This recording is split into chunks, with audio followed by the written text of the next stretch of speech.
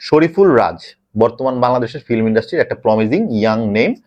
সে already বেশ ভালো ভালো কিছু সিনেমা করেছে এবং ঈদুল আজহাতে শরীফুল রাজের নতুন একটি সিনেমা আসতে যাচ্ছে যার নাম হচ্ছে ইনসাফ। এবং এই ইনসাফের প্রথম যে পোস্টার রিলিজ পেয়েছে সেখানে কি দুর্দান্ত লাগছে। রিসেন্টলি বাংলাদেশের পোস্টার মেকিং এ বা ট্রেলার মেকিং এ যথেষ্ট পরিমাণ মুনশিয়ানা দেখাচ্ছে। এই ইনসাফের পোস্টারটাও দুর্দান্ত লাগছে।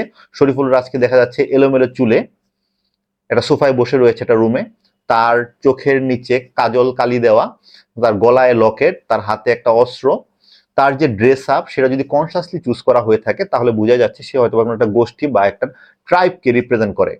এখন এই মুভিটা একটা গ্যাংস্টার টাইপের মুভি। এটা আমি কিভাবে বুঝলাম সেটা হচ্ছে অফিসিয়ালি যে পোস্ট করা হয়েছে সেখানে হ্যাশট্যাগ দেওয়া হয়েছে গ্যাংস্টার সাগা।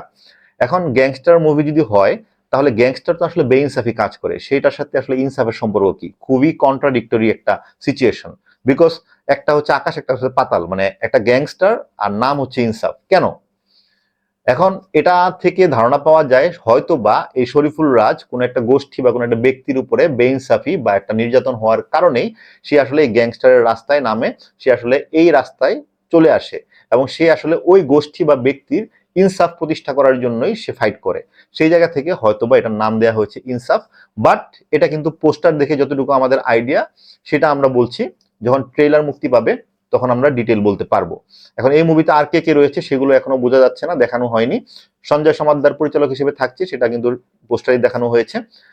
এখন শরীফুল রাজের রিসেন্টলি যতগুলো মুভি বের হয়েছে তার সিলেকশন দেখলে বোঝা যায় তার মুভির সিলেকশন বেশ ভালো এবং শরীফুল রাজ ক্যারেক্টার হতে চায়, ক্যারেক্টার সাথে মিশে যেতে চায়, এটা একটা বড় গুণ। এবং শরীফুল রাজ, যদিও শরীফুল রাজের এখন পর্যন্ত কোনো একটা হার্ডকোর ফ্যান বেজ নেই যেমনটা রয়েছে আফরান নিশোর অনেকদিন নাটক করার কারণে, যেমনটা রয়েছে শাকিব খানের বহুদিন ধরে বাংলাদেশের সিনেমাতে রাজত্ব করার কারণে। এখন শরীফুল রাজ তার যে অভিনয়, তার যে পোর্টফোলিও সিনেমার, সেগুলো কিন্তু যেভাবে করে আসছে, যদি আরো ভালো ভালো কিছু ছবি দিতে পারে তারও ভালো ফ্যান বেজ হওয়ার সম্ভাবনা রয়েছে। এখন ব্যাপার হচ্ছে এই ছবিটা কেমন ব্যবসা করবে। ডেফিনেটলি আগামী ঈদে তাণ্ডব, শাকিব খান তাণ্ডব এবং রায়হান রাফির তাণ্ডব, সেটার সাথে কম্পিট করবে এই শরীফুল রাজের ইনসাফ মুভিটি, সাথে থাকবে আরিফিন শুভর নীলচক্র। ডেফিনেটলি তাণ্ডবের বাজেট অনেক বেশি হবে because Shakib Khan right now most secure star, তার পিছনে 10-15 কোটি টাকা ইনভেস্ট করলেও সেটা উঠে আসে। সেই জায়গা থেকে সেটার ইনভেস্টমেন্ট, সেটার ভ্যালু অনেক বেশি থাকবে, প্রোডাকশন ভ্যালু যেমন বেশি থাকবে, সেটা হয়তোবা গ্র্যান্ড স্কেলে আসবে।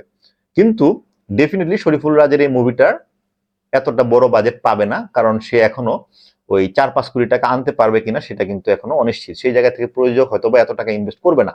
কিন্তু তারপরেও এই মার্কেটে যদি গল্প ভালো দিতে পারে, একটা সিনেমার মূল শক্তি যেটা হচ্ছে গল্প, সেই গল্পের সাথে মেকিং যদি ভালো হয়, চরিত্রগুলোর অভিনয় যদি ভালো হয়, তাহলে যে কোনো মুভি বাংলাদেশে ভালো করার সম্ভাবনা রয়েছে। তার জ্বলন্ত উদাহরণ হচ্ছে এই ঈদ উল ফিতরে মুক্তি পাওয়া জঙ্গলি।